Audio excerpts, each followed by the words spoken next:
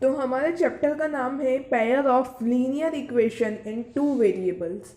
इसका हिंदी में नाम है दो चर वाले रैखिक समीकरण युग्म।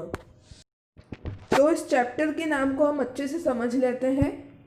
तो क्या लिखा है, pair of linear equation in two variables. तो क्या लिखा है, दो चर वाले रैखिक समीकरण युग्म।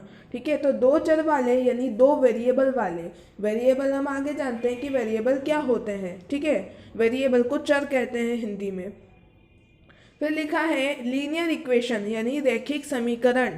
तो दो चर वाले रैखिक समीकरण। ठीक है, और उनका पेयर यानी युग्म। युग्म को हम सरल भाषा में जोड़ा कहते हैं। ठीक है, तो दो नंबर्स का जोड़ा या फिर किसी भी जोड़े को, किसी भी दो चीज़ के जोड़े को हम युग्म कह सकते हैं, पेयर कह सकते हैं। तो अब हम जानते हैं कि चर यानी वेरिएबल क्या होते हैं।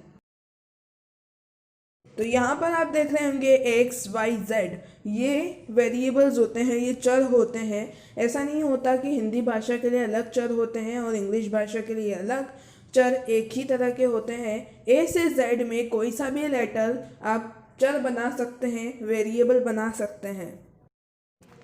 अब हम जानते हैं कि इक्वेशन यानी समीकरण क्या होते हैं।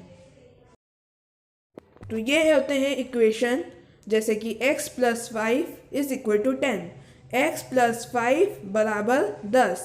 ठीक है, अब बात आती है कि लीनियर इक्वेशन यानी रेखीय समीकरण किसे कहते हैं। तो रेखीय समीकरण वो होते हैं जो एक लाइन में लिखे जाते हैं। अब यहाँ बोला है दो चर यानी दो वेरिएबल्स। तो दो वेरिएबल्स कैसे लगाते हैं। अभी आपने देखा कि हमने लिखा था x + 5 = 10, तो वो इसमें एक ही वेरिएबल लगाया था। अब हम इक्वेशन में दो वेरिएबल यानी दो चर लगाएंगे। तो इस इक्वेशन में, इस समीकरण में अब दो वेरिएबल लग गए हैं, दो चर लग गए हैं। कौन कौन से चर हैं यहाँ पर, x और y। ठीक है, तो क्या लिखा है, x + y + 5 = 10। लेकिन यहाँ बोला है पेयर यानी युग्म, तो हमें दो इक्वेशंस यहाँ पर लिखनी होगी। तो यहाँ पर मैंने दूसरी इक्वेशन भी लिख दी, 2x + 2y + 13 = 20। तो यहाँ पर दो चर वाली दो इक्वेशन यानी दो समीकरण बन गई। तो अब हम जानते हैं कि किस तरह से इक्वेशन यानी समीकरण बनाई जाती है। तो यहाँ पे आप एक टर्म देख रहे होंगे, ax + by + c = 0। तो पहले हमने क्या लिखा था, तो पहले हमने ये वाली इक्वेशन लिखी थी, 2x + 2y + 13 = 20। ओके, तो अभी जो हमने इक्वेशन लिखी है वो है ax + by + c = 0। तो यहाँ पे आप a और b और c जो देख रहे हैं वो 2 और 13 की जगह रिप्लेस हो गई है।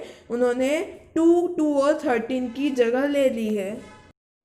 अब जब क्वेश्चन में लिखा होगा तो क्वेश्चन में हमेशा ये डिजिट तो नहीं होगी कि 2, 13, 20, ये वाली डिजिट तो हमेशा नहीं हो सकती। इसीलिए ये फॉर्मूला होता है ax + by + c = 0। ठीक है, तो ये एक फॉर्मूला होता है जिससे आप बना सकते हैं इक्वेशन।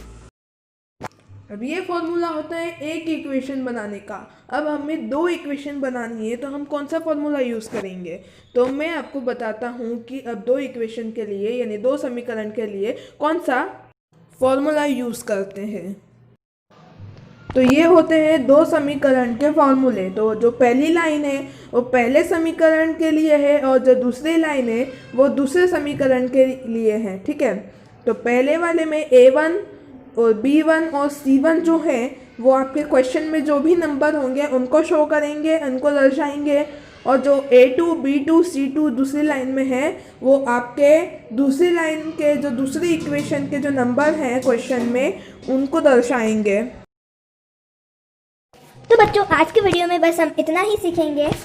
आने वाले वीडियोस में हम इस चैप्टर की बहुत सारी बेसिक जानकारियाँ जानेंगे और फिर इनके जो क्वेश्चंस हैं उनको हल करेंगे। तो आप मेरे चैनल के साथ बने रहें ताकि आने वाले वीडियो की नोटिफिकेशन आपको सबसे पहले मिले। तो चैनल को जल्दी से सब्सक्राइब कर देना।